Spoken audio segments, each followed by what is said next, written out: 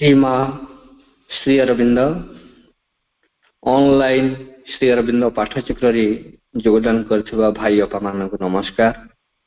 आज आलोच्य विषय विश्वास एवं व्यक्तिगत उद्यम। विश्वास एवं व्यक्तिगत उद्यम प्रसंग रे आलोचना करने निमंते भुवनेश्वर नहरकंटार झरणा अपा झरणा नायक को मु अनुरोध करुछि। झरणा अपा तांकर वक्तव्य प्रदान करंतु।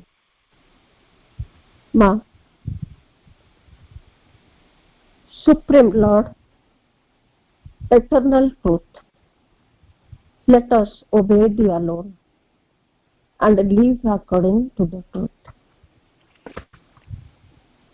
करुणामयी मां, परम प्रभु श्री अरविंद पाद पद्म रे मोर कोटि कोटि प्रणाम।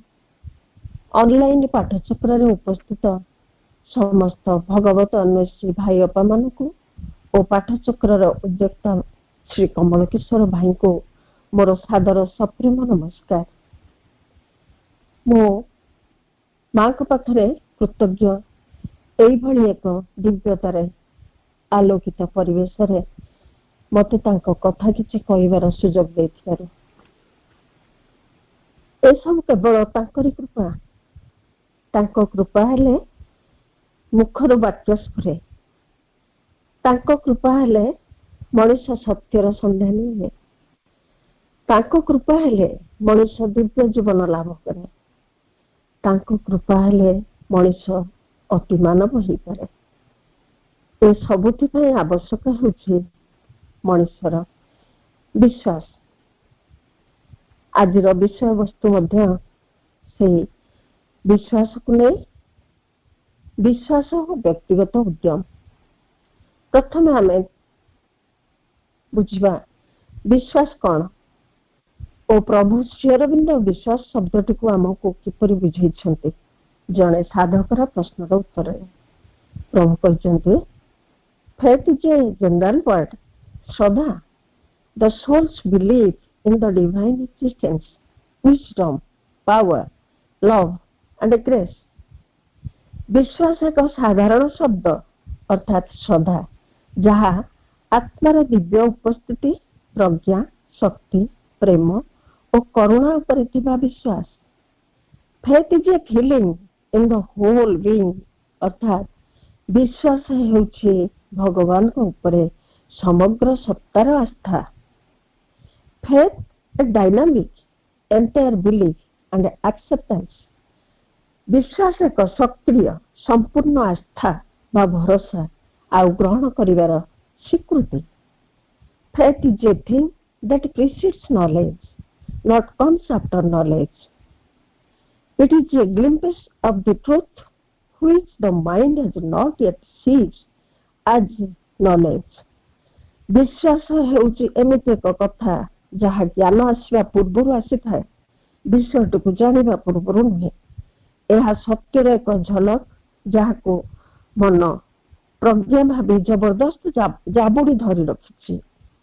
कॉन्फिडेंस आत्म प्रत्यय, ट्रस्ट आस्था श्रद्धार विश्वास एक अंश एवं तार फलाफल। कॉन्फिडेंस एक निश्चिततार अनुभव, आत्म प्रत्यय जहाँ को प्रभु कहते अर्थात दिव्य इच्छा निश्चय शुणिबे जदि तांको निष्ठार सहित आह्वान करा जाए एवं जहाँ सर्वोत्तम ताही से करिवे। ट्रस्ट आस्था हेउछि मन और प्राण स्तरीय एक संपूर्ण आस्था भगवान और तांकर पथ प्रदर्शनकारिता एवं सुरक्षा उपरे। बिलीफ केवल बुद्धि स्तर ग्रहणशीलता। कन्विक्शन अन्य एक प्रकार बुद्धि स्तरीय आस्था जहाँ पश्चात अनेक युक्तियुक्तता थाए। रिलायंस होउछि अन्य जनक ऊपर भरोसा जहाँ कि एक प्रकार निर्भरशील आस्था। सुतरां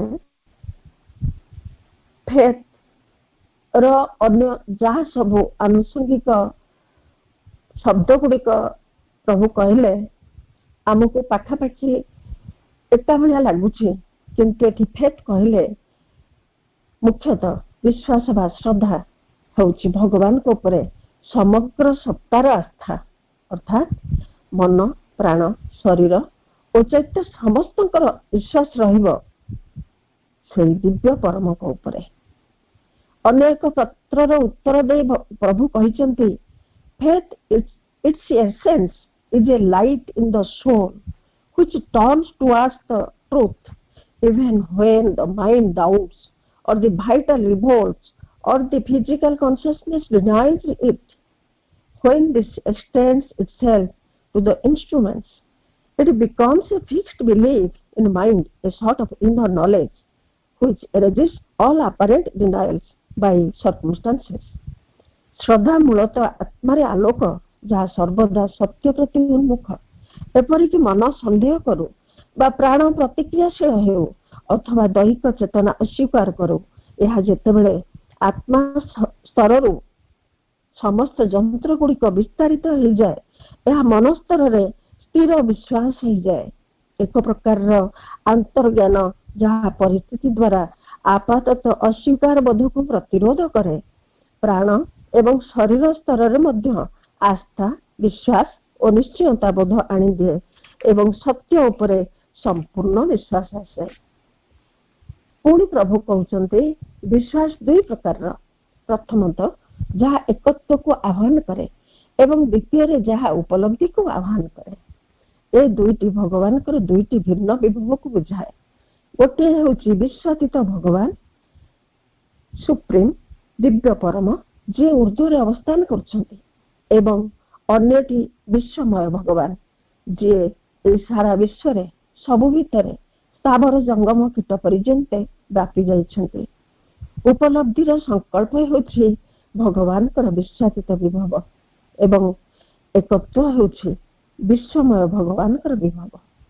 वर्तमान परिस्थिति रे वस्तु गुड़िकर वास्तव कार्यकारिता सहित विश्वमय भगवान कर संपृक्ति बा विश्वमय भगवान कर संयुक्त हो रही। यह हेउछि तांकर दिव्य इच्छा जहाँ प्रत्येक परिस्थिति रे एवं प्रत्येक गतिवृत्तिर अभिव्यक्त होछि।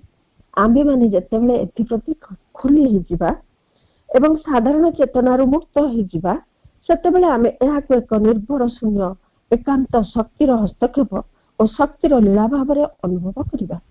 तापर मध्य आमे देखिबा जे एही शक्ति गुड़िकर लीला एवं विकृति सत्य विश्वमय संकल्प विश्वातीत भगवान कर सर्वशेष परिपूर्ण उपलब्धि आड़ को अग्रसर होछि। तेणु आमको आम विश्वास को दृढ़ करने को पड़ो। आमर अज्ञानता त्रुटि अपशक्ति आक्रमण आपातत वर्तमान असफलता सत्वे कारण दिव्य परम इच्छा समस्त परिस्थिति नहीं आमको सर्वशेष उपलब्धि आड़ को परिचालित करुछंती, दिग्दर्शन देउछंती। पुणी प्रभु को उक्ति श्रद्धा भगवान को ऊपर निर्भरता दिव्य शक्ति पाखे समर्पण और आत्मदान यही समस्त ही आवश्यक और अपरिहार्य। किंतु सावधान, यही निर्भरता जेपरि तोर आलस्य तोर दुर्बलता बा निम्न प्रकृतिर प्रेरणा पाखे समर्पणर छलना न हुए। यही निर्भरता सह एक अविश्रांत अभिशा रहिबा आवश्यक एवं जहाँ किछि दिव्य सत्यर अंतराय ताकू निरंतर प्रत्याख्यान करबाकू हेब। सावधान, जेपरि भगवान को पाखरे आत्मदान को निजर कामना वासना बा निजर अधस्तन गतिवृत्ति बा निजर अहमिका किंबा अज्ञान अंधकार कौनसी छद्म दिव्य वेशधारी शक्ति पाखरे समर्पणर गोटे आवरणर बा सुजोगर परिणत करा न हुए। तापर पुणी प्रभु कहते तते केवल अभिच्छा करबाकू हेब, मां को आड़ को निज खोली धरबाकू हेब। जहाँ किछि तांकर इच्छार विरोधी से सबको प्रत्याख्यान करबाकू हेब। आउ तते सकल कर्म करबाकू हेब केवल तांको पई एवं एई दृढ़ विश्वास सहित जे तांको शक्ति बल तो सब काम करुछु।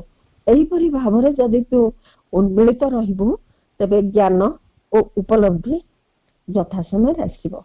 श्रद्धा विश्वास जेते बेसी हबो फलाफल मध्य सेते शीघ्र देखा देवार संभावना रही।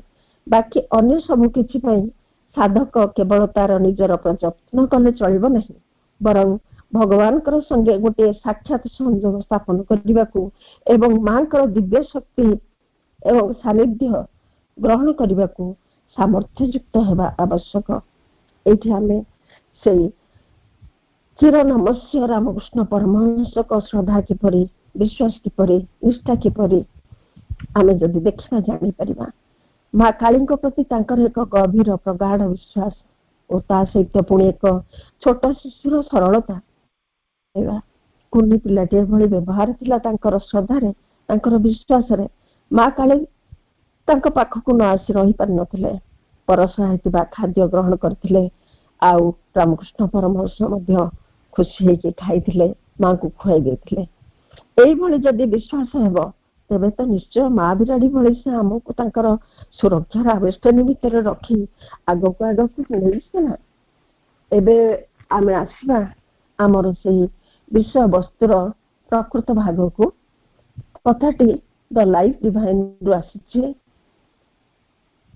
In Life Divine, Sri Aurobindo says, faith is indispensable to man, for without it he could not proceed forward in his journey. It ought not to be imposed. It should come as a free perception or an imperative direction from the inner spirit.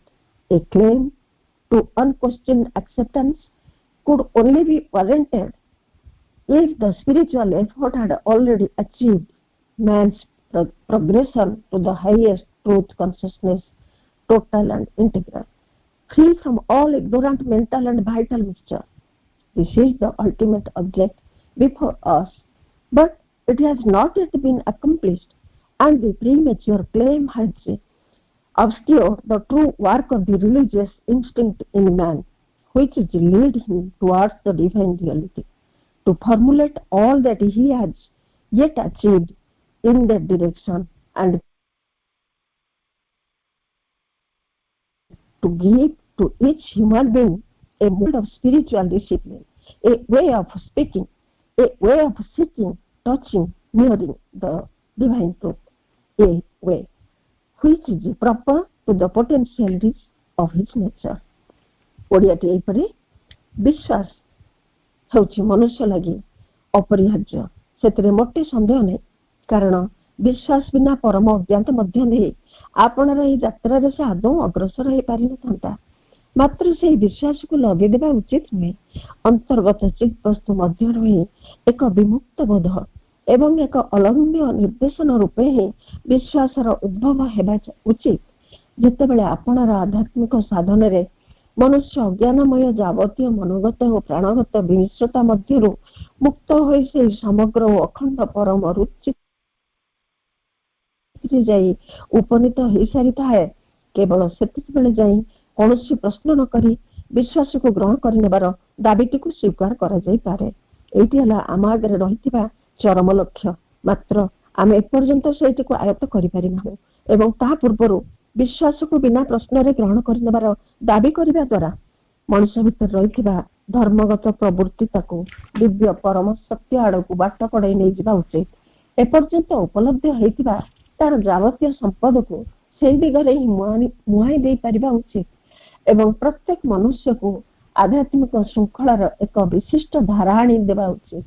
ଦିବ୍ୟ ପରମ ସତ୍ୟର ମିଶ୍ରଣ, ସଂସ୍ପର୍ଶ ଲାଭ ଓ ସାମୀପ୍ୟ ସକାଶେ ତାରି ପ୍ରକୃତିର ବିଶିଷ୍ଟ ଶକ୍ତି ଓ ସମ୍ଭାବନାଟି ଅନୁସାରେ ତାକୁ ଏକ ଯଥୋଚିତ ମାର୍ଗ ଦେଖାଇ ଦେଇ ପାରୁଥିବା ଉଚିତ। ଏହି ପ୍ୟାସେଜକୁ ଆଧାର କରି ସାଧକ ପ୍ରଶ୍ନ କରିଛନ୍ତି। ଦିବ୍ୟ ଜୀବନ ଗ୍ରନ୍ଥରୁ ପ୍ରଶ୍ନଟି ହେଉଛି, ମା, ବ୍ୟକ୍ତିଗତ ଉଦ୍ୟମ ଦ୍ୱାରା କ'ଣ ବିଶ୍ୱାସରେ ବୃଦ୍ଧି କରାଯାଇ ପାରିବ କି? ମା, ବ୍ୟକ୍ତିଗତ ଉଦ୍ୟମ ଦ୍ୱାରା କ'ଣ ବିଶ୍ୱାସରେ ବୃଦ୍ଧି କରାଯାଇ ପାରିବ କି? ମାଙ୍କର ଉତ୍ତର, ବିଶ୍ୱାସ ଯେ ଭଗବତ କରୁଣାର ଆମ ଲାଗି ଏକ ଦାନ, ଏଥିରେ ଆଦୌ କୌଣସି ସନ୍ଦେହ ନାହିଁ। ବିଶ୍ୱାସକୁ ଆମେ ଏକ ଦ୍ୱାର ବୋଲି ଜାଣିବା, ଯାହାକି ଏକ ଶାଶ୍ୱତ ସତ୍ୟ ଅଭିମୁଖରେ ହଠାତ୍ ଉନ୍ମୋଚିତ ହେଇଯାଏ। ସେହି ଦ୍ୱାରଟି ମଧ୍ୟ ଦେଇ ଆମେ ସତ୍ୟଟିକୁ ଦେଖିବାକୁ ପାଉ, ପ୍ରାୟ ସ୍ପର୍ଶ ବି କରିବାକୁ ସମର୍ଥ ହେଇଯାଉ। ମନୁଷ୍ୟ ଜାତିର ଆରୋହଣ ଯାତ୍ରାରେ ଅନ୍ୟ ସବୁଯାକ କ୍ଷେତ୍ରରେ ଯାହା ହେଇଥାଏ, ବିଶେଷତଃ ଆରମ୍ଭ ବେଳେ ବ୍ୟକ୍ତିଗତ ଉଦ୍ୟମର ଏକ ପ୍ରୟୋଜନ ଅବଶ୍ୟ ରହିଥାଏ। ହୁଏତ ଏକଥା ସମ୍ଭବ ହେଇଯାଏ ଯେ କେତେକ ବିଶେଷ ପରିସ୍ଥିତିରେ ଆମ ବୁଦ୍ଧିକି ଆଦୌ ଧରା ପଡୁନଥିବା ନାନା କାରଣ ହେତୁ ବିଶ୍ୱାସ ହୁଏତ ଅତି ଆକସ୍ମିକ ଭାବରେ, ସମ୍ପୂର୍ଣ୍ଣ ଅପ୍ରତ୍ୟାଶିତ ଭାବରେ ଆମକୁ ତାହାର ଆଦୌ କୌଣସି ପୂର୍ବ ସୂଚନା ନ ଦେଇ ଆସି ପହଞ୍ଚି ଯାଇପାରେ। ମାତ୍ର ସେତେବେଳେ ତାହା ଅଧିକାଂଶ ସମୟରେ ଏକ ଆକାଂକ୍ଷା ଓ ଏକ ପ୍ରୟୋଜନ ବା ଏକ ଅଭିସାର ଉତ୍ତର ସ୍ୱରୂପ ହୋଇ ହିଁ ଆସିଥାଏ। ଅନ୍ୱେଷଣ କରୁଥିବା ଏବଂ ଅପେକ୍ଷା କରି ବସିଥିବା ସତ୍ତାର କୌଣସି ଏକ ଉପାଦାନର ଡାକରେ ଅନୁସ୍ପନ୍ଦନ ଜଣାଇ ଆସିଥାଏ। ଅବଶ୍ୟ ଏକଥା ସତ ଯେ ତାହା ସେତେବେଳେ ଆଦୌ ଖୁବ୍ ବେଶୀ ସଚେତନ ଅଥବା ଖୁବ୍ ବେଶୀ ବିଧିବଦ୍ଧ ଭାବରେ ଆମ ପାଖକୁ ଆସିନଥାଏ। ମାତ୍ର ସେ କଥା ଯାହା ହେଇଥାଉ ପଛକେ, ଯେତେବେଳେ ଏହି ବିଶ୍ୱାସର ଅନୁଗ୍ରହଟି ଆମକୁ ପ୍ରାପ୍ତ ହେଇଯାଏ, ଯେତେବେଳେ ଆମ ଭିତରେ ହଠାତ୍ ଏହି ସନ୍ଦୀପନଟି ସମ୍ଭବ ହେଇଯାଏ, ସେତେବେଳେ ଆମର ସକ୍ରିୟ ଚେତନା ମଧ୍ୟରେ ତାହାକୁ ସ୍ଥାୟୀ ରୂପେ ସଞ୍ଚିତ କରି ରଖିବା ଲାଗି ବ୍ୟକ୍ତିଗତ ପ୍ରୟାସ ଏକାନ୍ତ ଅପରିହାର୍ଯ୍ୟ ହୋଇପଡ଼ିଥାଏ। ଆମକୁ ଆମର ବିଶ୍ୱାସରେ ଦୃଢ଼ ରହିବାକୁ ହୁଏ, ଆପଣାର ବିଶ୍ୱାସଟି ଲାଗି ଇଚ୍ଛା କରିବାକୁ ହୁଏ, ତାହାର ଅନ୍ୱେଷଣ କରିବାକୁ ହୁଏ, ଅନୁଶୀଳନ କରିବାକୁ ହୁଏ, ସେଇଟିକୁ ନିଜ ଭିତରେ ସାଇତି ରଖିବାକୁ ହୁଏ। ମନୁଷ୍ୟର ମନ ଭିତରେ ସନ୍ଦେହ ପ୍ରକାଶ କରିବାର, ଯୁକ୍ତି କରିବାର, ସଂଶୟବାଦୀ ରହିବାର ଏକ ବ୍ୟାଧିତ ଓ ଶୋଚନୀୟ ଅଭ୍ୟାସ ରହିଛି ବୋଲି ମା କହୁଛନ୍ତି। ଠିକ୍ ସେଇ କ୍ଷେତ୍ରଟିରେ ମନୁଷ୍ୟର ଚେଷ୍ଟାଟିକୁ ପ୍ରୟୋଗ କରିବାକୁ ହେବ। ଏଇଠି ଆବଶ୍ୟକ ମନୁଷ୍ୟର ବ୍ୟକ୍ତିଗତ ଉଦ୍ୟମ। ସେଗୁଡ଼ିକୁ ଅସ୍ୱୀକାର କରିବା ଲାଗି ମନା କରିଦେବାକୁ ପଡ଼ିବ। ସେଗୁଡ଼ିକର କଥା ଶୁଣିବା ଲାଗି ମନା କରିଦେବାକୁ ପଡ଼ିବ। ମୋଟ ଉପରେ ସେଗୁଡ଼ିକର ଅନୁସରଣ କରିବା ଲାଗି ମଧ୍ୟ ମନା କରିଦେବାକୁ ପଡ଼ିବ। ମାନସିକ ଭୂମିରେ ନିଜର ସନ୍ଦେହ ଓ ସଂଶୟ ଗୁଡ଼ିକୁ ନେଇ ଖେଳିବା ଅପେକ୍ଷା ଅଧିକ ବିପଜ୍ଜନକ କିଛି ଖେଳ ସଂସାରରେ ନାହିଁ ବୋଲି ମା କହିଛନ୍ତି। ସେଗୁଡ଼ିକ କେବଳ ଯେ ଶତ୍ରୁ ହୋଇ ରହିଥାନ୍ତି ତାହା ନୁହେଁ, ସେଗୁଡ଼ିକ ପ୍ରକୃତରେ ଗୋଟିଏ ଭୟଙ୍କର ଗର୍ତ୍ତ ପରି ହେଇଥାନ୍ତି ଏବଂ ସେଗୁଡ଼ିକ ଭିତରେ ଥରେ ଯାଇ ପଡ଼ିଗଲେ ଆଉ ନିଜକୁ ସେଥିମଧ୍ୟରୁ ବାହାର କରି ଆଣିବା ଅତ୍ୟନ୍ତ କଠିନ ହୋଇପଡ଼େ। ଅନେକ ଲୋକ ବିଭିନ୍ନ ବିଚାରକୁ ନେଇ ଖେଳିବା, ସେଗୁଡ଼ିକର ଆଲୋଚନା କରିବା, ନିଜର ବିଶ୍ୱାସ ବିରୋଧରେ କେତେ କେତେ ଯୁକ୍ତି ଆଣି ବାଢ଼ିବାକୁ ଏକ ଭାରି ବଡ଼ ମାନସିକ ଗୌରବ ବୋଲି ଭାବିଥାନ୍ତି। ସେମାନେ ଭାବନ୍ତି ଯେ ଏହା ଦ୍ୱାରା ସେମାନେ ଏକ ଭାରି ଉଚ୍ଚ ଦୃଷ୍ଟିକୋଣ ଲାଭ କରିଛନ୍ତି। ଏହିପରି ଭାବରେ ସେମାନେ ଅନ୍ଧବିଶ୍ୱାସ ଏବଂ ଅଜ୍ଞାନ ଉପରକୁ ଉଠି ଯାଇପାରନ୍ତି। ମାତ୍ର ଯଦି ତୁମେ ଏହିପରି ନାନା ସନ୍ଦେହ ଓ ସଂଶୟକୁ କାନ ଦେଇ ଶୁଣିବ ନା, ତେବେ ତୁମେ ତାହାରି ଫଳରେ ହିଁ ଘନତମ ଅଜ୍ଞାନ ଭିତରେ ଆସି ପଡ଼ିଯିବ, ଅନ୍ଧକାର ଭିତରେ ମଧ୍ୟ ଆସି ପଡ଼ିଯିବ, ଯଥାର୍ଥ ପଥରୁ ତୁମେ ବିଚ୍ୟୁତ ହେଇଯିବ। ତୁମେ ତାପରେ କେତେ ଭ୍ରାନ୍ତି, କେତେ ପ୍ରମାଦ ଭିତରକୁ ଆସି ପଶିଯିବ ତୁମେ ଭାବି ପାରିବନି। କେତେ କେତେ ବିରୋଧର ଜାଲ ଭିତରେ ଆସି ତୁମେ ଛନ୍ଦି ହେଇଯିବ। ସେଇ ଜାଲରୁ ଯେ ତୁମେ ବାହାରି ବି ଆସିପାରିବ ସେ ବିଷୟରେ କଦାପି ତୁମେ ନିଶ୍ଚିତ ହୋଇପାରିବ ନାହିଁ। ଅନ୍ତର୍ଗତ ସତ୍ୟଟିରୁ ତୁମେ ଏତେ ଦୂରବର୍ତ୍ତୀ ହେଇ ଅନ୍ୟଆଡ଼େ ଚାଲିଯିବ ଯେ ତୁମେ ତାପରେ ସେଇଟିକି ଆଉ ଖୋଜିଲେ ସୁଦ୍ଧା ପାଇପାରିବନି, ଦେଖିପାରିବନି। ବେଳେ ବେଳେ ଆପଣାର ଆତ୍ମାଟି ସହିତ ମଧ୍ୟ ସମ୍ପର୍କ ହରାଇ ବସିବ। ପୁଣି ମା କହୁଛନ୍ତି, ଆପଣାର ବିଶ୍ୱାସକୁ ସୁରକ୍ଷିତ ରଖିବା ପାଇଁ, ନିଜ ଭିତରେ ତାର ଅଭିବୃଦ୍ଧି ସାଧନ ପାଇଁ ସୁନିଶ୍ଚିତ ଭାବରେ ଏକ ବ୍ୟକ୍ତିଗତ ପ୍ରୟାସର ଆବଶ୍ୟକତା ରହିଛି। ତାପରେ ଅନେକ ପରେ ଏପରି ଗୋଟିଏ ଦିନ ଆସି ପହଞ୍ଚିବ ଯେତେବେଳେ କି ଆମେ ପଛକୁ ଅନାଇ ନିଶ୍ଚୟ ଦେଖିପାରିବା ଯେ ଆମ ଜୀବନରେ ଯାହା କିଛି ଘଟିଗଲା, ଏପରିକି ଆମକୁ ସବୁଠାରୁ ଅଧିକ ଦୁର୍ଭାଗ୍ୟଜନକ ବୋଲି ମନେ ହେଉଥିବା ଯାହା କିଛି ଘଟିଗଲା, ତାହା ପ୍ରକୃତରେ ଆମକୁ ଆମ ବାଟରେ ଆହୁରି ଅଗ୍ରସର କରାଇଦେବା ଲାଗି ଦିବ୍ୟ ପରମ କରୁଣା ରୂପେ ହିଁ ତାହା ଘଟିଗଲା। ଏବଂ ସେତେବେଳେ ଆମେ ଅତ୍ୟନ୍ତ ସ୍ପଷ୍ଟ ଭାବରେ ମଧ୍ୟ ଏକଥା ଜାଣିବା ଯେ ଆମେ ବ୍ୟକ୍ତିଗତ ଭାବରେ ଯେଉଁ ଚେଷ୍ଟାଟି କରିଥିଲୁ ସେଇଠି ମଧ୍ୟ ସେଇ କରୁଣା ବ୍ୟତୀତ ପ୍ରକୃତରେ ଆଉ କିଛି ନଥିଲା। ମାତ୍ର ଯଥେଷ୍ଟ ଅଗ୍ରସର ହେଲେ ସେହି ବିନ୍ଦୁରେ ଯାଇ ପହଞ୍ଚିଲା ପରେ ଆମକୁ ପ୍ରକୃତରେ ଅନେକ ବାଟ ଯିବାକୁ ପଡ଼ିଥାଏ, ଅନେକ ସଂଘର୍ଷ କରିବାକୁ ପଡ଼ିଥାଏ, ଅନେକ ସଂଗ୍ରାମ କରିବାକୁ ପଡ଼ିଥାଏ, ଏପରିକି ଅନେକ ସମୟରେ ଅନେକ ଦୁଃଖ ଭୋଗ ବି କରିବାକୁ ପଡ଼ିଥାଏ। ଏଇଠି ଟିକେ ଆମେ ବିବେକାନନ୍ଦଙ୍କୁ ଆମ ସାମ୍ନାକୁ ଆଣିବା। ବିବେକାନନ୍ଦ ଯୁବକ, ଡିଗ୍ରୀଧାରୀ, ପିତାଙ୍କର ମୃତ୍ୟୁ ହୋଇଥାଏ। ପରିବାରରେ ବିଧବା ମାତା, ଭଉଣୀମାନେ, ସେମାନଙ୍କୁ ଖାଦ୍ୟ ଦେବା ଅବସ୍ଥାରେ ମଧ୍ୟ ଆଉ ଘରର ସମ୍ବଳ ନଥିଲା। ବିବେକାନନ୍ଦ ହତାଶ, ନିରୁତ୍ସାହ, ଦୁଃଖରେ ଭାଙ୍ଗି ପଡୁଥିଲେ। ଚାକିରିର ଅନ୍ୱେଷଣରେ ବାହାରକୁ ଯାଇଛନ୍ତି। ହଠାତ୍ କିଏ ଯେମିତି ତାଙ୍କୁ କହିଲା, ତୁ ରାମକୃଷ୍ଣ ପରମହଂସକୁ ଜାଣିଛୁ, ସେଠିକି ଯା। ସେ ଜାଣିନଥିଲେ କିଏ ସେ, କୋଉଠିକି ଯିବେ। ଯାହା ହଉ କାହାର ନିର୍ଦ୍ଦେଶରେ ସେ ଯାଇ ସେଠି ପହଞ୍ଚିଛନ୍ତି। ରାମକୃଷ୍ଣ ପରମହଂସକୁ କହିଛନ୍ତି, ଆଉ ହୁଏତ ରାମକୃଷ୍ଣ ପରମହଂସ ତାଙ୍କୁ ତାଙ୍କ ଅଜାଣତରେ ଡାକି ଦେଇଛନ୍ତି। ସେଇ ଡାକରାରେ ସେ ଯାଇ ପହଞ୍ଚିଛନ୍ତି ଏବଂ ତାଙ୍କର ଦୁଃଖ ସୁଖ ପଚାରି ବୁଝିଛନ୍ତି। ଯେତେବେଳେ ଜାଣିଲେ ଯେ ତାଙ୍କର ଅର୍ଥର ଆବଶ୍ୟକତା ଅଛି, ଭରଣ ପୋଷଣ ପାଇଁ କି ବହୁତ ବହୁତ କଥା ତାଙ୍କୁ କରିବାକୁ ଅଛି, ସେଥିପାଇଁ କି ରାମକୃଷ୍ଣ ପରମହଂସ ତାଙ୍କୁ କହିଲେ, ତୋର ସବୁ ସମସ୍ୟାର ସମାଧାନ ମା କରିଦେବେ। ଯା ମନ୍ଦିର ଭିତରକୁ ଯା, ମାଙ୍କୁ କହ ତୋର କଣ ଆବଶ୍ୟକତା ସିଏ ମେଣ୍ଟେଇବେ। କହିଲେ, ସେ ତ ପଥରର ମୂର୍ତ୍ତି, ସିଏ ମୋ କଥା କଣ ଶୁଣିବେ। ଯଦି ମଣିଷ ମୋ କଥା ବୁଝିପାରେନି, ଯଦି ମଣିଷ ମୋ ସମସ୍ୟାର ସମାଧାନ କରିପାରୁନି, ଗୋଟେ ପଥର ମୂର୍ତ୍ତି କଣ ମୋ ପାଇଁ କରିପାରିବେ। ଆରେ ତୁ ଯା, ଯାଇ କହ, ଦେଖ ସେ କଣ କରୁଛନ୍ତି। ବିଶ୍ୱାସ ତାଙ୍କ ଭିତରେ ଜଗେଇ ଦେଇଛନ୍ତି। ରାମକୃଷ୍ଣ ପରମହଂସ ଧୀର ପଦରେ ଯାଇଛନ୍ତି ମାଙ୍କ ପାଖକୁ। କବାଟ ବନ୍ଦ କରି ରାମକୃଷ୍ଣ ପରମହଂସ ବାହାରେ ରହିଛନ୍ତି। ମାଗିବାକୁ କହିଛନ୍ତି ତାଙ୍କୁ, ଯା ମାଙ୍କୁ କହ ତୋର ଆବଶ୍ୟକତା। ବିବେକାନନ୍ଦ ଭିତରେ ମାଙ୍କୁ ଯାଇକି ଦେଖୁଛନ୍ତି। ସେ ପଥରର ମୂର୍ତ୍ତି ବୋଲିକି ଯାହାକୁ ଭାବିଥିଲେ, କି ସୁନ୍ଦର ଲାବଣ୍ୟ ମୂର୍ତ୍ତି, ତୁଳାରେ ଯେମିତି ସତେ ଯେମିତି ନରମ ତୁଳା, ସେଇଭଳି ଅନୁଭବ ତାଙ୍କୁ ହଉଥିଲା।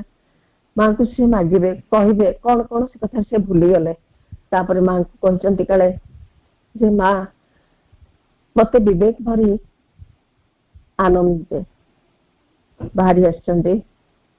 ରାମକୃଷ୍ଣ ପରମହଂସ ପଚାରିଛନ୍ତି, କଣ ମାଗିଲୁ ବାବା, କହିଲୁ ତୋର ଅସୁବିଧା କହିଲୁ ମାଙ୍କୁ। ହଁ ବାବା କହିଲି। କଣ କହିଲୁ। କହିଲି ମତେ ବିବେକ ଭରି ଆନନ୍ଦ ଦେ। ଆରେ ତୁ ତ ଯାଇଥିଲୁ ତୋର ଭରଣ ପୋଷଣର କଥା କହିବା ପାଇଁ, ତୋ ମା ତୋ ଭଉଣୀ ମାନଙ୍କୁ ଖାଦ୍ୟ ଦେବା ପାଇଁ, ଲୁଗାପଟା ଦେବା ପାଇଁ, ଇତ୍ୟାଦି ଇତ୍ୟାଦି। ତୁ କଣ ଏଇ କଥା କହିଲୁ। ମୁଁ ତ ଭୁଲିଗଲି।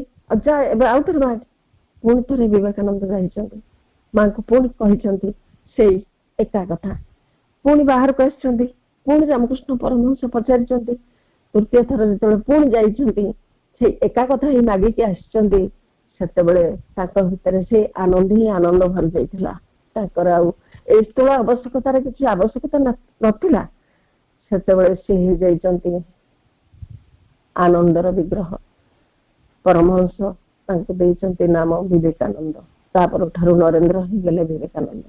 ଏଇ ହଉଛି ଦୁଃଖ, ଯନ୍ତ୍ରଣା, କଷ୍ଟ ଭିତରେ ମଣିଷ କେମିତି ବିଶ୍ୱାସକୁ ଜାବୁଡି ଧରିପାରେ, ଆଉ କୃପାର ପ୍ରାର୍ଥୀ ହେଇପାରେ।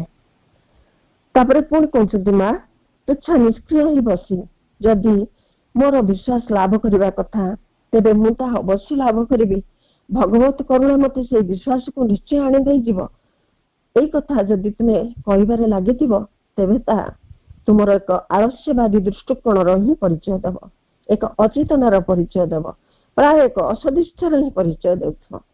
ଅନ୍ତର୍ଗତ ଶିଖାଟି ଯେପରି ପ୍ରଜ୍ୱଳିତ ହୋଇ ରହିଥିବ, ସେଥିଲାଗି ଆମକୁ ଇନ୍ଧନ ଯୋଗାଇ ଦେବାକୁ ପଡିବ। ଆମକୁ ସେଇ ଅଗ୍ନିଟିକୁ ଜଗି ରହିବାକୁ ପଡିବ।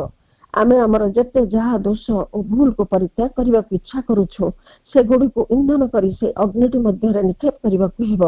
ଅର୍ଥାତ୍ ଆମେ ଯାହା ଆମ ଭିତରୁ ପରିତ୍ୟାଗ ପ୍ରତ୍ୟାଖ୍ୟାନ କରିବାକୁ ଚାହୁଁଛୁ, ତାକୁ ସବୁ ସେଇ ଅଗ୍ନି ଉପରେ ନିକ୍ଷେପ କଲେ ସେ ଜଳି ପୋଡି ପାଉଁଶ ହେଇଯିବ।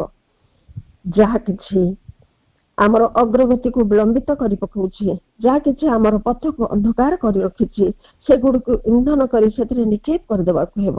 ଯଦି ଇନ୍ଧନ ଯୋଗାଇ ଆମେ ଅଗ୍ନିଟିକୁ ପ୍ରଜ୍ୱଳିତ କରି ରଖି ନ ପାରିବା, ତେବେ ତାହା ଆମର ଅଚେତନା ଓ ଜଡ଼ତାର ପାଉଁଶ ଗୁଡ଼ିକ ତଳେ କୁହୁଳିବାରେ ଲାଗିଥିବ ଏବଂ ତେଣୁ ଖାଲି ବର୍ଷ ବର୍ଷ ନୁହେଁ, ଲକ୍ଷ୍ୟସ୍ଥଳରେ ଯାଇ ପହଞ୍ଚିବା ପାଇଁ ହୁଏତ ଜନ୍ମ ଜନ୍ମ ବିତିଯିବ।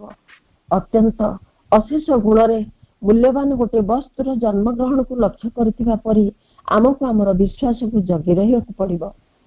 ତାହା ପ୍ରତି କୌଣସି ବିପଦର କାରଣ ହେଉଥିବା ଯାବତୀୟ ବିଷୟରୁ ତାହାକୁ ଅତ୍ୟନ୍ତ ଯତ୍ନ ସହକାରେ ରକ୍ଷା କରିବାକୁ ପଡିବ।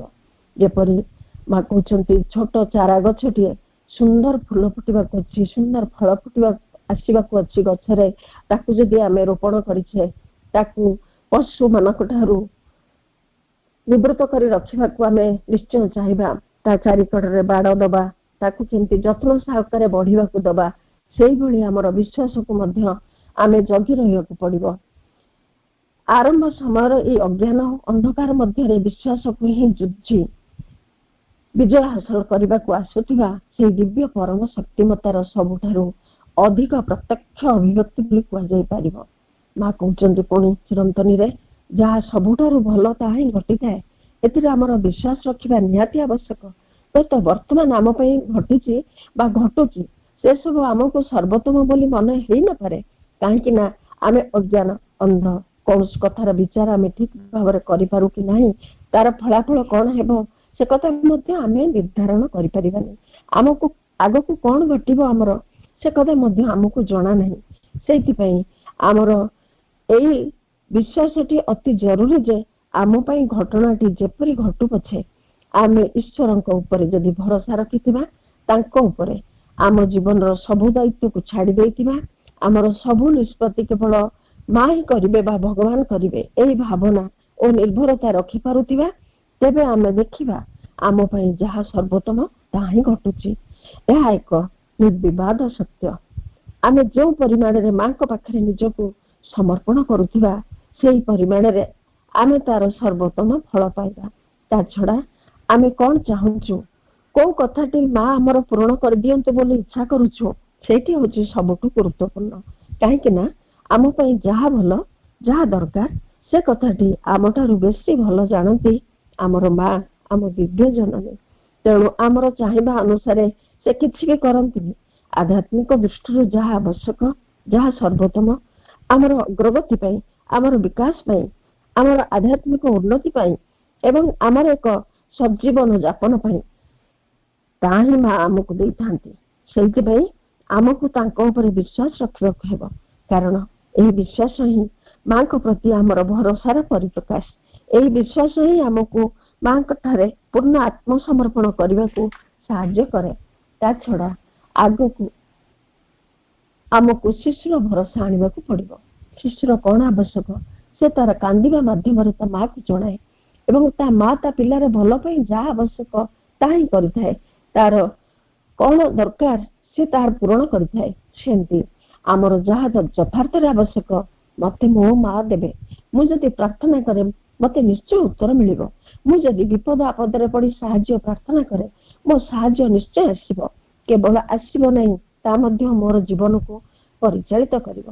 ଈଶ୍ୱରଙ୍କ ଉପରେ ବା ମାଙ୍କ ଉପରେ ଯଦି ଆମର ଏଇଭଳି ଭରସା ରହେ, ଏଇ ଭରସା ଯଦି ସ୍ପଣ୍ଟାନିୟସ ସ୍ୱତଃସ୍ଫୂର୍ତ୍ତ ହେଇଥିବ, ସରଳ ହେଇଥିବ, ତାହେଲେ ସବୁ କିଛି ଅପେକ୍ଷା ମାଙ୍କ ଉପରେ ଭରସା ହିଁ ବେଶୀ କାର୍ଯ୍ୟ କରିଥାଏ ଏବଂ ତାର ଫଳାଫଳ ମଧ୍ୟ ଚମତ୍କାର ହେଇଥାଏ। ସେଇଥିପାଇଁ ମାଙ୍କର ସେଇ ଅନୁପମ ବାଣୀଟି ଆମକୁ କୁହେ, every sincere prayer is hard and answer. Every sincere prayer is hard and answer. ପ୍ରତ୍ୟେକ ଆନ୍ତରିକ ପ୍ରାର୍ଥନା ନିଶ୍ଚୟ ଶୁଣାଯାଏ ଏବଂ ତାର ଉତ୍ତର ମଧ୍ୟ ମିଳେ। ଏଇଠି ଆମେ ପ୍ରହ୍ଲାଦଙ୍କର ସେଇ ସିନସିୟର ପ୍ରେୟାର କଥା ଆମେ ଟିକେ ଆଲୋଚନାରେ ଆଣିବା। ଆମେ ସମସ୍ତେ ଜାଣିଛେ ଯେ ପ୍ରହ୍ଲାଦ ଛୋଟବେଳୁ କିପରି ବିଷ୍ଣୁ ଭକ୍ତ ଥିଲେ। ଅସୁର କୁଳରେ ସେ ଜନ୍ମ ହେଇଥିଲେ ସତ, ମାତ୍ର ସ୍ୱଭାବ ତାଙ୍କର ଥିଲା ଭକ୍ତିରେ ପରିପୂର୍ଣ୍ଣ। ତାଙ୍କର ପିତା ହିରଣ୍ୟକଶିପୁ ସେ ବିଷ୍ଣୁଙ୍କର ପରମ ଶତ୍ରୁ ଥିଲେ ବା ବିଷ୍ଣୁଙ୍କୁ ସେ ଶତ୍ରୁ ବୋଲି ମଣୁଥିଲେ। କାହିଁକି ନା ହିରଣ୍ୟକଶିପୁର ଭାଇଙ୍କୁ ହିରଣ୍ୟାକ୍ଷ, ତାଙ୍କ ଭାଇଙ୍କ ନାଁ, ତାଙ୍କୁ ବିଷ୍ଣୁ ବଦ୍ଧ କରିଥିଲେ। ତେଣୁ ହିରଣ୍ୟକଶିପୁଙ୍କର ବଡ ଶତ୍ରୁ ଥିଲେ ବିଷ୍ଣୁ। ତ ପ୍ରହ୍ଲାଦ ପିଲାଟି ବେଳୁ ଯୋଉ ବିଷ୍ଣୁଙ୍କର ନାମ ନଉଥିଲେ, ପ୍ରତ୍ୟେକ କାମ ମାନେ କଥାରେ ସେ ବିଷ୍ଣୁଙ୍କୁ ହିଁ ପ୍ରଥମେ ଆଣୁଥିଲେ ଆଉ ପ୍ରତିଦିନ ସେ ବିଷ୍ଣୁଙ୍କର ସ୍ତୁତିଗାନ କରୁଥିଲେ। ତ ପିତାଙ୍କର କ୍ରୋଧର ଶିକାର ହଉଥିଲେ। ଯେତେବେଳେ ପିତା ନେଇ ତାଙ୍କୁ ତାଙ୍କ ଗୁରୁଙ୍କ ଆଶ୍ରମରେ ଛାଡିଲେ, ତାଙ୍କ ତତ୍ତ୍ୱାବଧାନରେ ଗୁରୁ ଦେଖିଲେ ଇଏ ପ୍ରହ୍ଲାଦ ମୋ ଦ୍ୱାରା ହେଇପାରିବନି, ସେ କେବଳ ସିଏ ଜାଣିଛନ୍ତି, ଗୁରୁ ଜାଣିଛନ୍ତି ନା କଣ ଗୋଟେ ମାନେ ପିଲାର କଣ ଆବଶ୍ୟକତା। ତେଣୁ ସେ ପୁଣି ଆଣିକି ହିରଣ୍ୟକଶିପୁଙ୍କ ପାଖରେ ତାଙ୍କୁ ଛାଡିଦେଲେ। କହିଲେ ଇଏ ହେଇପାରିବନି ମୋ ଦ୍ୱାରା। ତାପରେ ହିରଣ୍ୟକଶିପୁ ଯେତେ ପାରନ୍ତି ଅକଥନୀୟ ଅତ୍ୟାଚାର କରିଛନ୍ତି ପିଲାଟିକୁ ମାରିବା ପାଇଁ, କାରଣ ସେ ବିଷ୍ଣୁକୁ ଆରାଧନା କରୁଥିଲା, ଯାହା ସେ ମାନେ ସହ୍ୟ କରିପାରୁନଥିଲା। ତାପରେ ଶେଷରେ ସବୁ ତାର ଯେତେ ଯାହା ସବୁ କଷ୍ଟର ସୀମା ଲଙ୍ଘନ କଲା ପରେ ଗୋଟେ ଦିନ ସେ ପ୍ରହ୍ଲାଦକୁ ମାରିବାକୁ ଯାଇଛନ୍ତି। ପ୍ରହ୍ଲାଦ ଗୋଟେ ଖମ୍ବକୁ କେମିତି ମାଡ଼ି ବସିଛନ୍ତି, ଆଉ ତାକୁ ରାଗି କହୁଛନ୍ତି ତୋ ବିଷ୍ଣୁ କାହିଁ ମତେ ଦେଖା, ତୁ ଆଜି ପର୍ଯ୍ୟନ୍ତ ଏତେ ହଇରାଣ କଲୁଣି, ମୁଁ ସେ ବିଷ୍ଣୁକୁ ଆଜି ମାରିଦେବି। ତ ବିଷ୍ଣୁ କାହିଁ, କୋଉଠି ଅଛି ସେ? ନା ବାପା ତମେ ଯୋଉଠି ଦେଖିବ ସିଏ ଅଛନ୍ତି ନା, କୋଉଠି ସେ ନାହାନ୍ତି ବୋଲି ମୁଁ କେମିତି କହିବି? ଆଚ୍ଛା ତୁ ଯୋଉ ଖମ୍ବଟିକୁ ଧରିଛୁ ମାଡ଼ି ବସିକି, ତା ଭିତରେ କଣ ସେ ବିଷ୍ଣୁ ଅଛି? ହଁ ବାପା ଆ ଭିତରେ ଅଛନ୍ତି ସେ। ଇଏ କ୍ରୋଧରେ ତ ଅନ୍ଧ ଥିଲେ ନା, ତ ମାନେ ଖଣ୍ଡାରେ ସେ ଖମ୍ବଟିକୁ ଜୋରରେ ଆଘାତ ଦେଇଛନ୍ତି ଏବଂ ତା ଭିତରୁ ବାହାରିଛନ୍ତି ଗୋଟେ ଅଦ୍ଭୁତ ଜୀବ, ଯିଏକି ଅଧା ନର ଅଧା ସିଂହର ରୂପ, ଯାହାକୁ ଆମେ ନରସିଂହ ଅବତାର ବୋଲିକି ଜାଣିଛୁ। ତ ତାଙ୍କୁ ଦେଖି ଭୟରେ ଥରହର ହଉଛି ହିରଣ୍ୟକଶିପୁ। ତାକୁ ସେ ଭିଡ଼ି ଆଣିଲେ, ଜଙ୍ଘା ଉପରେ ପକେଇଲେ, ଆଉ ତାଙ୍କର ସେ ବିକଟାଳ ମୁହଁ ଦେଖିକି ଥରିବାକୁ ଲାଗିଲା, ଆଉ କହିଲା ମତେ ତମେ ମାରିବାକୁ ଯୋଉ ଚାହୁଁଛ ନା, ମୁଁ ତମ ହାତରେ ମରିବିନି, କାହିଁକି ନା ମତେ ବ୍ରହ୍ମା ବର ଦେଇଛନ୍ତି, ମୁଁ ମଣିଷ ହାତରେ ମରିବିନି କି ପଶୁ ହାତରେ ମରିବିନି, ଅସ୍ତ୍ରରେ ମରିବିନି କି ଶସ୍ତ୍ରରେ ମରିବିନି, ରାତିରେ ମରିବିନି କି ଦିନରେ ମରିବିନି, ସ୍ଥଳରେ ମରିବିନି କି ଜଳରେ ମରିବିନି। ତ ତମେ କିଏ ମତେ ମାରିବ? ତ ଯେତେବେଳେ ଜଙ୍ଘାରେ ପକେଇଛନ୍ତି, ନଖରେ ତାକୁ ବିଦାରଣ କରୁଛନ୍ତି, କହୁଛନ୍ତି ଦେଖ ଇଏ ରାତି ନୁହଁ କି ଦିନ ନୁହଁ, ଏ ସନ୍ଧ୍ୟା, ଇଏ ଜଳ ନୁହଁ କି ସ୍ଥଳ ନୁହଁ, ଇଏ ହଉଛି ମୋ ଜଙ୍ଘା, ଇଏ ଅସ୍ତ୍ର ନୁହଁ କି ଶସ୍ତ୍ର ନୁହଁ, ଏ ହଉଛି ମୋର ନଖ, ଏଇଥିରେ ମୁଁ ତତେ ବଦ୍ଧ କରିବି। ଆଉ ତାକୁ ମାରିଛନ୍ତି। ଆଉ ପ୍ରହ୍ଲାଦକୁ ନିଷ୍କଷ୍ଟ ରାଜ୍ୟ ବା ଏକ ସୁନ୍ଦର ମାନେ ସାମ୍ରାଜ୍ୟ ବିସ୍ତାର କରିବାକୁ ଛାଡ଼ିଛନ୍ତି। ଏଇ ହଉଛି ବିଶ୍ୱାସ, ଏଇ ହଉଛି ବିଶ୍ୱାସ ଯାହା ମାନେ ଭଗବାନଙ୍କୁ ତା ପାଖକୁ ଟାଣି ଆଣିଥାଏ। କେବଳ ମନର ସନ୍ଦେହ ବା କହୁଛନ୍ତି କେବଳ ମନର ସନ୍ଦେହ ଓ ପରସ୍ପର ବିରୋଧୀ ଭାବନା ହିଁ ସବୁ କଥାକୁ ନଷ୍ଟ କରିଦିଏ। ଯଦି ଜଣେ ସଙ୍କଟ ସମୟରେ ତା ଭାବନାରେ ସବୁ ନେଗେଟିଭ ଥଟ୍ସ ଆଣିବ ଓ କହିବ ଏଇ ବିପଦରୁ ମୁଁ ରକ୍ଷା ପାଇପାରିବିନି, ଯଦି ମୋର ଦୁରାବସ୍ଥା ବଢି ବଢି ଯାଏ, ଖରାପରୁ ଆହୁରି ଖରାପ ଆଡକୁ ଯାଏ, ଯଦି ଦୁର୍ଭାଗ୍ୟ ମତେ ଆହୁରି ତଳକୁ ତଳକୁ ନେଇଯାଏ, ଯଦି ଯଦି ଏହିପରି ଦ୍ୱନ୍ଦ୍ୱରେ ରହିଲେ ଜଣେ ଈଶ୍ୱରଙ୍କ ପାଖରୁ ବା ମାଙ୍କ ପାଖରୁ ଆସୁଥିବା ଶକ୍ତି ଓ ନିଜ ମଧ୍ୟରେ ଏକ କାନ୍ଥ ବା ବାଡ଼ ତିଆରି କରିଦିଏ। କିନ୍ତୁ ଆମ ଅନ୍ତର୍ସତ୍ତା ଅର୍ଥାତ୍ ଚୈତ୍ୟ ସତ୍ତା ଅତି ଆଶ୍ଚର୍ଯ୍ୟଜନକ ଭାବରେ ଆମର ବିଶ୍ୱାସକୁ ରଖିଥାଏ। ତା ଭିତରେ କୌଣସି ସନ୍ଦେହ ନଥାଏ, କୌଣସି ତର୍କ ନଥାଏ, କୌଣସି ବିଚାର ନଥାଏ, କୌଣସି ଦ୍ୱନ୍ଦ୍ୱ ମଧ୍ୟ ନଥାଏ। ସେତେବେଳେ ଆମର ଆସ୍ଥା ଓ ଭରସା ଏଇ ହେଇ ରହିଥାଏ। ଆଉ ଏହି ଅବସ୍ଥାରେ ଆମର ସବୁ ପ୍ରାର୍ଥନାର ଉତ୍ତର ଭଗବାନଙ୍କ ଠାରୁ ମିଳିଯାଏ। ଏମିତି କୌଣସି ଅଭିଶାପ ମଧ୍ୟ ନଥାଏ ଯାହା ବାସ୍ତବତାରେ ରୂପାୟିତ ହୁଏ ନାହିଁ। ପୁଣି ଏଠାରେ ମା କହୁଛନ୍ତି ଯଦି ଜଣେ ଆସ୍ପୃହା କରିବ ଅର୍ଥାତ୍ ଆସ୍ପୃହା ବଳରେ ବିଶ୍ୱାସ ରଖିବାର ସୌଭାଗ୍ୟ ଅର୍ଜନ କରିଥାଏ, ଖୁବ୍ କମ୍ ଲୋକଙ୍କର ଏହି ସ୍ୱତଃସ୍ଫୂର୍ତ୍ତ ବିଶ୍ୱାସ ଆସିଥାଏ। କିନ୍ତୁ ଜଣେ ଯଦି ତାର ଆସ୍ପୃହାରେ ଖୁବ୍ ନିଷ୍ଠାପର ରହିବ ତେବେ ଏହି ବିଶ୍ୱାସକୁ ସେ ଧରି ରଖିପାରିବ। ଆଉ ଆସ୍ପୃହା ସବୁ କିଛି ନେଇ ଆସିପାରେ, କିନ୍ତୁ ସେଇ ଆସ୍ପୃହା ନିଷ୍ଠାପର, ଅବିରତ ଓ ନିରବଚ୍ଛନ୍ନ ହବା ଚାହିଁ। ଜଣଙ୍କର ଅନ୍ତର ଭିତରେ ବିଶ୍ୱାସର କ୍ଷୁଦ୍ର ଉପାଦାନଟିଏ ସର୍ବଦା ରହିଥାଏ। ହୁଏତ ସେଇ ବିଶ୍ୱାସ ତାର ପିତାମାତାଙ୍କ ଠାରୁ ଶୁଣିଥିବା କଥା ଉପରେ କିମ୍ବା ପଢିଥିବା କୌଣସି ପୁସ୍ତକର କଥା ଉପରେ ଆଧାରିତ ହେଇଥାଇପାରେ। ମୋଟ ଉପରେ ତୁମର ସବୁ ପ୍ରକାର ଶିକ୍ଷା ଏହି ପ୍ରକାର ଏକ ବିଶ୍ୱାସ ଉପରେ ପ୍ରତିଷ୍ଠିତ ହେଉଛି, ଆଉ ତୁମେ ସେଇ ବିଶ୍ୱାସକୁ ଧରି ଆଗକୁ ଆଗକୁ ଚାଲିଛ। ତେଣୁ ମା କହୁଛନ୍ତି ପ୍ରତ୍ୟେକଙ୍କ ଭିତରେ ବିଶ୍ୱାସର କ୍ଷୁଦ୍ର ଉପାଦାନଟିଏ ଆଗରୁ ରହିଥାଏ ଏବଂ ଆସ୍ପୃହା ଦ୍ୱାରା ତାକୁ ଜଣେ ବଢେଇପାରେ। ତେଣୁ ଆସ୍ପୃହା କରିବା ଅପରିହାର୍ଯ୍ୟ। କେତେକ ବ୍ୟକ୍ତି ଆସ୍ପୃହା କଲାବେଳେ ସେମାନଙ୍କ ଭିତରେ କିଛି ଅନ୍ତର୍ଦ୍ୱନ୍ଦ୍ୱ ଲାଗି ରହିଥାଏ, ଯେପରି ବିଶ୍ୱାସ ଓ ଅବିଶ୍ୱାସ, ଆସ୍ଥା ଓ ଅନାସ୍ଥା, ଆଶାବାଦ ଓ ନିରାଶାବାଦ। ଏଇଭଳି ଯାହା ଭିତରେ ଥାଏ ସେ ନିଜକୁ ପ୍ରଶ୍ନ କରୁଥାଏ ହବ କି ନାହିଁ, ହବ କି ନାହିଁ। ତେବେ ତୁମ ସତ୍ତା ଭିତରେ ଏଇଭଳି ଦ୍ୱନ୍ଦ୍ୱ ଚାଲିଥିଲା ବେଳେ ତୁମେ ଆସ୍ପୃହା କଲେ ମଧ୍ୟ କିଛି ଫଳ ପ୍ରାପ୍ତ କରିବ ନାହିଁ। ସେତେବେଳେ ତୁମେ କୁହ ମୁଁ ଆଶ୍ରୟ କଲି କିନ୍ତୁ କିଛି ଫଳ ପାଇଲି ନାହିଁ। ଏହାର କାରଣ ହେଲା ତୁମ ନିଜ ଭିତରେ ବିଶ୍ୱାସର ଅଭାବ ଥିବାରୁ ସବୁବେଳେ ତୁମେ ତୁମର ଆଶ୍ରୟକୁ ଧ୍ୱଂସ କରି ଚାଲିଲ। କିନ୍ତୁ ତୁମର ଯଦି ଯଥାର୍ଥ ଆସ୍ଥା ଥାଏ ତୁମ ପାଇଁ କରୁଣାର ବାରି ଝରି ଆସେ। ପିଲାମାନେ ଯେତେବେଳେ ନିଜର ସ୍ୱଭାବ ଦ୍ୱାରା ପରିଚାଳିତ ହେଉଥାନ୍ତି, ବୟସ୍କ ଲୋକଙ୍କ ଦ୍ୱାରା ବିକୃତ ହେଇନଥାନ୍ତି, ସେତେବେଳେ ସେମାନଙ୍କର ଏକ ଦୃଢ଼ ଆସ୍ଥା ଥାଏ ଯେ ସବୁକିଛି ଭଲ ହବ। ଉଦାହରଣ ସ୍ୱରୂପ ଯେତେବେଳେ ସେମାନଙ୍କର କିଛି ସାମାନ୍ୟ ଧରଣର ଦୁର୍ଘଟଣା ହୁଏ, କିଛି ଟିକେ ଖଣ୍ଡିଆ ହେଇଯାଏ, ସେତେବେଳେ ତାହା ଯେ ସାଂଘାତିକ ହେଇପାରେ ସେ ବିଷୟ ସେମାନେ କେବେ ହେଲେ ଭାବନ୍ତି ନାହିଁ। ସେମାନେ ସ୍ୱାଭାବିକ ଭାବେ ବୁଝିଯାଆନ୍ତି ଯେ ଖୁବ୍ ଶୀଘ୍ର ତା ଆରୋଗ୍ୟ ହେଇଯିବ। ଏହା ହିଁ ଘଟଣାର ପରିସମାପ୍ତି ପାଇଁ ଖୁବ୍ ଶକ୍ତିଶାଳୀ ଭାବେ ସହାୟକ ହେଇଥାଏ।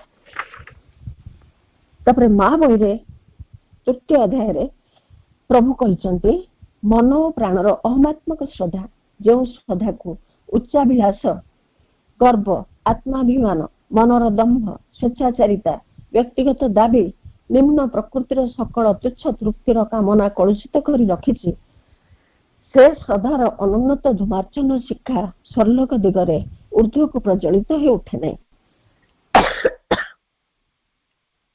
ଏହାକୁ ଆଲୋଚନା କରି ମା କହିଛନ୍ତି, ଉଚ୍ଚାଭିଳାଷ, ଗର୍ବ, ଆତ୍ମାଭିମାନ, ମନର ଦମ୍ଭ ଇତ୍ୟାଦି ଦ୍ୱାରା କଳୁଷିତ ହୋଇଥିବା ଶ୍ରଦ୍ଧା କିପରି ଊର୍ଦ୍ଧ୍ୱକୁ ଆମକୁ ନେଇଯାଇପାରିବ, ତାରି ଉପରେ କଥାଟି କହୁଛନ୍ତି। ଏପରି କୌଣସି ଶ୍ରଦ୍ଧା ଅଛି କି ଯେଉଁଥିରେ ଏସବୁ ଅପମିଶ୍ରଣ ଟିକେ ବି ନାହିଁ? କାରଣ ବାର ବାର ପୁନରାବୃତ୍ତି କରି ଏହା କୁହାଯାଇଥାଏ ଯେ ଯଦି ଶ୍ରଦ୍ଧା ବା ବିଶ୍ୱାସ ପୁରାପୁରି ଶୁଦ୍ଧ ହୋଇଥାଏ ତାହେଲେ ତାହା ଯେକୌଣସି କଥା କରିଦେବା ପାଇଁ ସମର୍ଥ, କୌଣସି କିଛି ତାକୁ ପ୍ରତିରୋଧ କରିପାରିବ ନାହିଁ। ଏହାର ଅର୍ଥ ହେଉଛି, ଯଦି ଜଣଙ୍କର ଏପରି ସମ୍ପୂର୍ଣ୍ଣ ଶୁଦ୍ଧ ଅଖଣ୍ଡ ବିଶ୍ୱାସ ରହିଥାଏ ଯାହାକୁ କୌଣସି କାଳିମା ସ୍ପର୍ଶ କରିନଥାଏ, ଯଦି ଏକ ଯଥାର୍ଥ ବିଶ୍ୱାସ, ବରଂ କହିବା ଯଦି ପ୍ରକୃତରେ ଯଥାର୍ଥ ବିଶ୍ୱାସ ଥାଏ, ତାହେଲେ ତା ପକ୍ଷେ କୌଣସି କିଛି ମଧ୍ୟ ଅସମ୍ଭବ ନୁହେଁ। ସେ କ୍ଷେତ୍ରରେ ଗୋଟିଏ ଦିନରେ ମଧ୍ୟ ତୁମେ ରୂପାନ୍ତରିତ ହେଇଯାଇପାର, ଗୋଟିଏ ମୁହୂର୍ତ୍ତରେ ମଧ୍ୟ ଅତିମାନସ ଅବତରଣ କରାଇ ଦେଇପାର, ଯେକୌଣସି ଜିନିଷ ମଧ୍ୟ ତୁମେ ସମ୍ପନ୍ନ କରିପାର। ତୁମ ପାଇଁ କିଛି ବି ଅସାଧ୍ୟ ନୁହେଁ। ତୁମର ଯଦି ସେଭଳି ବିଶ୍ୱାସ ଥାଏ ତୁମେ ସବୁକିଛି କରିଦେଇ ପାରିବ। କିନ୍ତୁ ଏହି ବିଶ୍ୱାସ ପୁରା ବିଶୁଦ୍ଧ ହେବାକୁ ହେବ। ତା ସହିତ ନିଜର କୌଣସି ବ୍ୟକ୍ତିଗତ ପ୍ରତିକ୍ରିୟା ବା ବ୍ୟକ୍ତିଗତ ଇଚ୍ଛାକୁ ମିଶାଇ ଦେଲେ ଚଳିବ ନାହିଁ। କି ଦୃଢ଼ ବିଶ୍ୱାସର କଥା ମା କହିଛନ୍ତି ଏଠାରେ। ଆମ ପ୍ରତ୍ୟେକଙ୍କର ଏକ ବିଶ୍ୱାସ ଅଛି, କିଛି ନା କିଛି ବିଷୟରେ ଏକ ବିଶ୍ୱାସ ରହିଛି। ଉଦାହରଣ ସ୍ୱରୂପ ଆମ ଭିତରେ ଭଗବତ ଉପସ୍ଥିତି ସମ୍ବନ୍ଧରେ ଏକ ବିଶ୍ୱାସ ରହିଛି। ଆମ ବିଶ୍ୱାସ ଯଦି ଅମଳିନ ଓ ଶୁଦ୍ଧ ହୋଇ ରହିଥାନ୍ତା ତାହେଲେ ଆମେ ଆମ ନିଜ ଭିତରେ ଥିବା ଏହି ଭଗବତ ଦିବ୍ୟ ଉପସ୍ଥିତି ସମ୍ପର୍କରେ ସଙ୍ଗେ ସଙ୍ଗେ ସଚେତ ହେଉଥାନ୍ତୁ। ଏହି ଉଦାହରଣଟି ବୁଝିବା ଖୁବ୍ ସହଜ। ତୁମର ବିଶ୍ୱାସଟି ରହିଛି ଅଥଚ ଅନୁଭୂତିଟି ନାହିଁ। କାହିଁକି? କାରଣ ସେଇ ବିଶ୍ୱାସ ସେହିପରି ଶୁଦ୍ଧ ନୁହେଁ। ଯଦି ସେ ବିଶ୍ୱାସ ଯଥେଷ୍ଟ ଶୁଦ୍ଧ ହେଇଥାନ୍ତା ତେବେ ତତ୍କ୍ଷଣାତ ଅନୁଭୂତି ତ ଲାଭ ହେଇଥାନ୍ତା। ଏହା ଖୁବ୍ ସତ୍ୟ। ତେଣୁ ଯେତେବେଳେ ତୁମେ ସଚେତ ହୁଅ ଯେ ତୁମର ଦିବ୍ୟ ଉପଲବ୍ଧିଟି ଆସିନାହିଁ, ତା କାରଣଟି ତୁମେ ନିଜ ଭିତରକୁ ପଚାରି ବୁଝିପାର। କାହିଁକି ମୋର ସେ ଉପଲବ୍ଧିଟି ଆସିନାହିଁ? ମୋର ବିଶ୍ୱାସରେ କେଉଁଠି ତ୍ରୁଟି ରହିଛି? ସେହି ଧରଣର ଆନ୍ତରିକତା ନେଇ ତୁମେ ଯଦି ନିଜକୁ ଦେଖିଚାଲ ତେବେ ତୁମେ ଦେଖିବ ଯେ ତହିଁରେ ଅନେକ ଛୋଟ ଛୋଟ ଜିନିଷ ସବୁ ରହିଛି।